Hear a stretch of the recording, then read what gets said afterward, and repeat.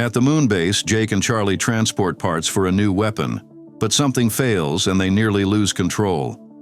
Commander Jay orders them to stop, but Jake ignores the command and risks his ship to install the part. Although he succeeds, he's reprimanded and suspended. At Area 51, General Adams handles an emergency. The aliens captured 20 years ago, who were catatonic, are now awake and agitated. Meanwhile, David Levinson is in Africa with Floyd, a government agent. They meet with Ubuntu, a rebel leader surrounded by alien wreckage. Though hostile at first, Catherine Marceau intervenes, explaining she's been studying the psychic link between Ubuntu and the aliens. She takes David to see a ship that landed during the first invasion. Ubuntu reveals the ship reactivated 2 days ago. He says the aliens tried to drill to Earth's core, but gave up after their mothership was destroyed. Inside, they discover that the computer is emitting a distress signal, and it's already been answered. Back on the moon, Jake calls his girlfriend Patricia, daughter of Whitmore. She tells him the Legacy Squadron will visit the base, including Dylan and Jastro, the hero Stephen Hiller's son. Jake once had a conflict with Dylan. He almost killed him by mistake during a drill, so Patricia urges him to apologize. When the squad arrives, Jake taunts Dylan at lunch, and Dylan punches him. Jay witnesses the fight, but Jake covers for Dylan.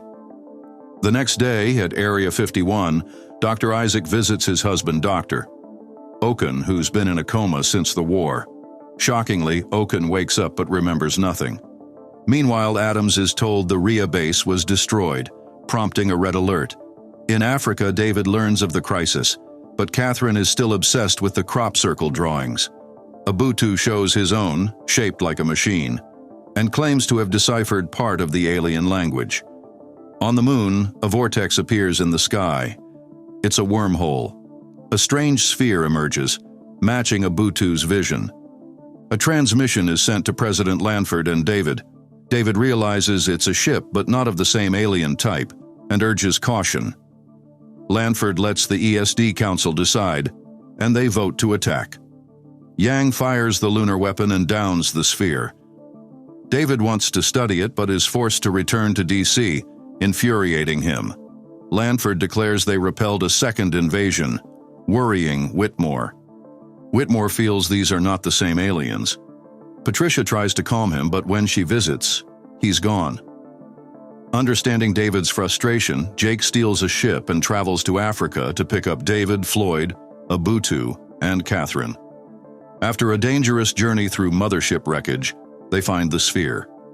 On Earth, they celebrate the victory anniversary, but Whitmore interrupts the speech. He collapses from a sharp headache. In the hospital, Oken suffers the same pain, as does Ubuntu. On the moon, a new mothership arrives, causing panic. Charlie saves Jake and David just before they're crushed. Adams cancels the celebration. Jake takes over so Charlie can retrieve the sphere. After several tries, they succeed, but the mothership's gravity pulls them in. Yang orders an attack, but the shot fails. The ship retaliates and destroys the weapon. Yang gives the evacuation order just before the ship blasts part of the moon, including the base. The orbital defense system is triggered, but the mothership destroys all satellites. Soon after, the ship reaches Earth, dragging Jake's ship with it. Its gravity starts tearing cities apart. People and buildings are lifted. David deduces the ship aims to land in the North Atlantic. Jake maneuvers wildly to dodge debris. Lanford orders a coastal evacuation, but some ships miss the message. Julius, David's father, is at sea when the ship arrives. David tries to warn him by phone, but the call ends when another boat crashes into his. Elite pilots arrive from the moon to help, but Dylan arrives too late and sees his mother die after she saves a woman and a baby from a hospital. Whitmore, Patricia, and Adams regroup at Area 51. Dr. Oken escapes to join them. The caged aliens are frantic, and Okun believes they're celebrating. Whitmore frees one to communicate. It possesses him and says, "She is here. She is everything." Catherine shows it a circular symbol. This enrages the alien. Soldiers intervene, but only Ubuntu kills it by breaking its armor and exposing the real alien. On the coast, two brothers who lost their parents find Julius unconscious on his ruined boat and rescue him. At Area 51, they scan the mothership. David realizes she is everything, means the aliens are a hive mind, and the Queen just arrived. A sub-drone confirms they're drilling Earth's core, which would destroy all life.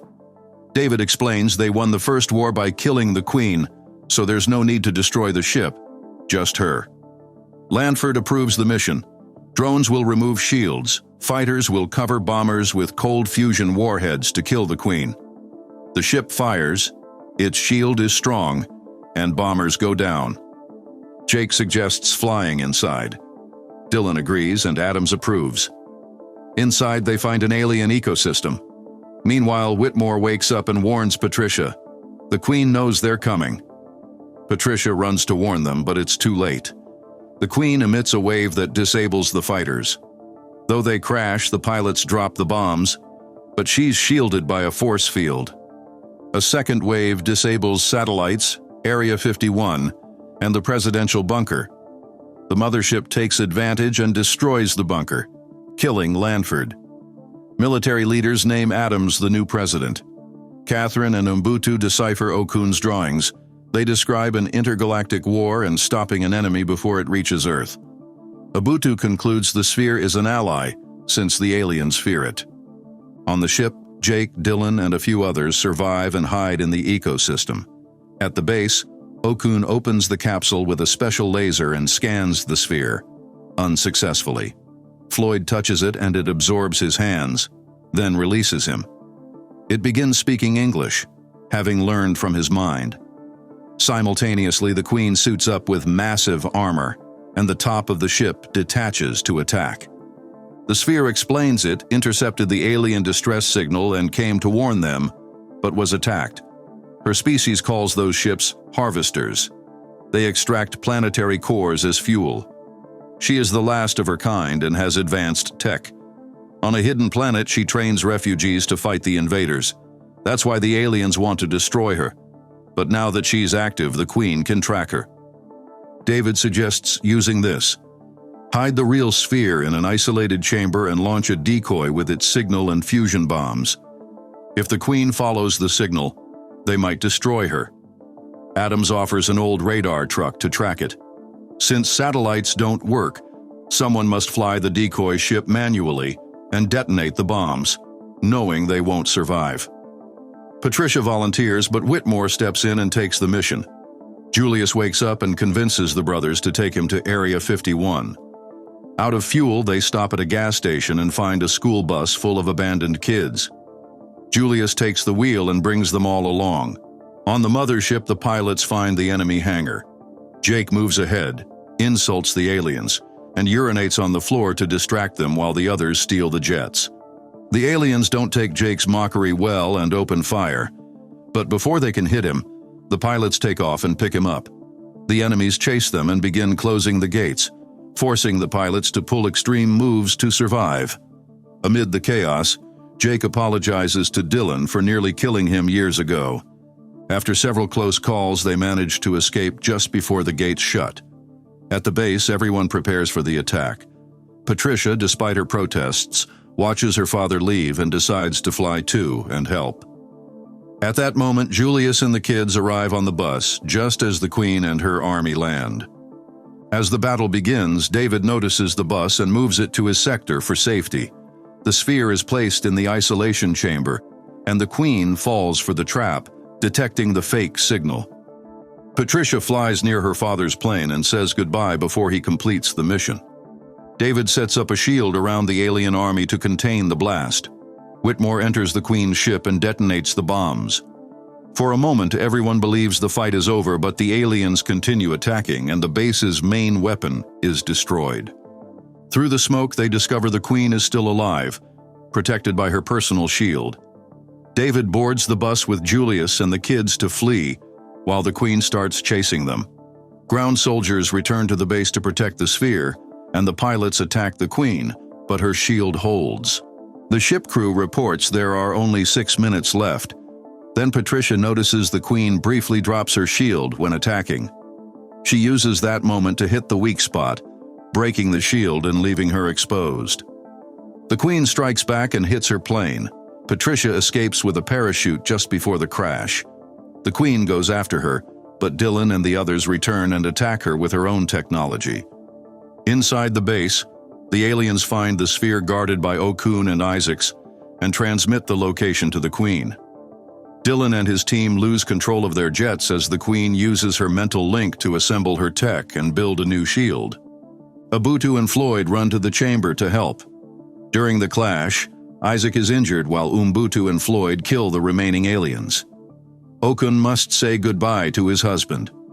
With only 2 minutes left, the Queen reaches the base and tries to break the roof to get the sphere. Dylan compares the jet shield to a tornado, giving Jake an idea. They activate the manual thrusters, creating a fire vortex that ejects them from the center of the ship, just as the Queen breaks into the base and grabs the sphere. The pilots regain control and open fire, forcing her to drop the armor. She tries to escape and nearly reaches the bus, but David swerves just in time, and the Queen falls and dies, letting go of the sphere. Just like in the First War, the Queen's death stops the drilling and all alien ships shut down and crash. The world celebrates victory as the mothership retreats. Okun confirms the sphere is intact. David fears Earth won't survive another attack, but Okun reminds him that the sphere has a training program on a refuge planet. Now humanity's next step is to join the intergalactic war. Hope you enjoyed the video.